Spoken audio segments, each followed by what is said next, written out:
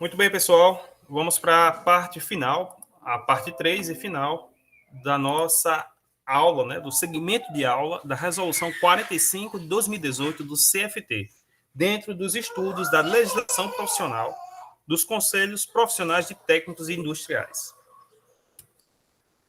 Então, o objetivo geral da Resolução 45, né, dispõe sobre a fiscalização de exercício profissional do técnico industrial, os procedimentos para formalização, instrução e julgamento de processos por infração à legislação e aplicação de penalidades e da outras providências, né?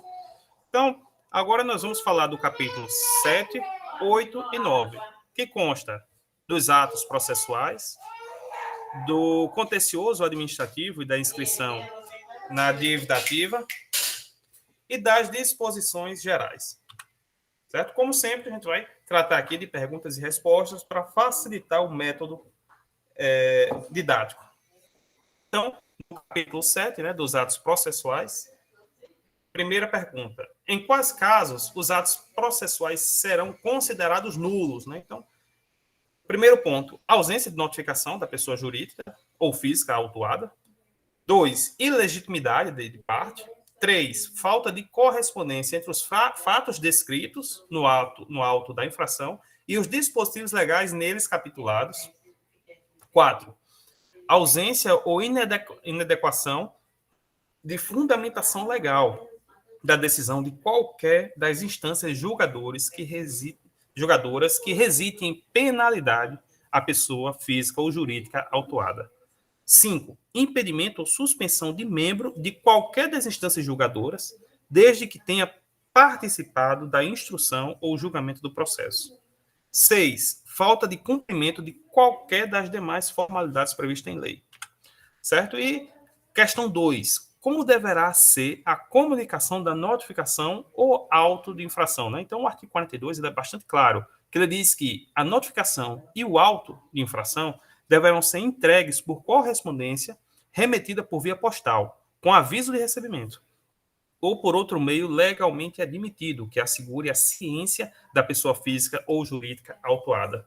Não sendo encontrado a pessoa física ou jurídica responsável pela atividade fiscalizada ou o seu representante, ou ainda, em caso de recusa do recebimento da notificação ou do auto de infração, o extrato destes atos processuais será divulgado em publicação do CRT em um dos seguintes meios. Então, Diário Oficial do Estado ou Jornal de Circulação na Jurisdição. Certo? Lembrando que a lavratura de termo circunstanciado de recusa pelo agente da fiscalização com a assinatura de duas testemunhas presentes dispensará a divulgação do que trata este artigo. Quando um processo poderá ser extinto? Então, quais são os casos? 1. Quando qualquer uma das instâncias julgadoras concluir pela inconsistência dos elementos indicativos da infração, ou quando houver falha na constituição do processo. 2.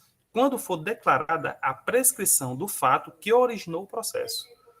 3. Quando uma das instâncias julgadoras concluir que se exauriu a finalidade do processo e a execução da decisão se tornar inviável, inútil ou prejudicada por fatos supervenientes. 4. Quando for proferida decisão definitiva, caracterizando o trânsito em julgado. E 5, pelo falecimento do acusado, né? Capítulo 8 trouxe aqui duas observações que constam no artigo 49. O contencioso administrativo relativo às ações de fiscalização será de competência do CRT, observados os dispositivos legais atinentes à matéria. Artigo 52. Os valores não pagos, baseado em rescisão transitada e julgada, serão encaminhados para inscrição em dívida ativa, certo? Na forma disposta no artigo 37 desta resolução e cobrado administrativamente ou judicialmente.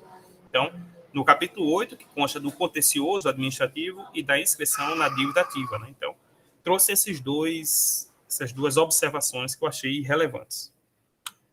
E nas disposições gerais, no capítulo 9, trouxe apenas uma, o artigo 53, que fala que a instauração, instrução e julgamento de processo por infração à legislação profissional deve obedecer os princípios de legalidade, formalidade, finalidade, motivação, razoabilidade, proporcionalidade, moralidade, ampla defesa, direito do contraditório, segurança jurídica, interesse público e eficiência. Então, os princípios legais que embasam essa resolução e as penalidades e as notificações dos autos de infração estão baseados nesses princípios que foram citados aqui. Certo, pessoal? Então, com isso, nós terminamos a nossa série de aulas da resolução número 45 de 2018.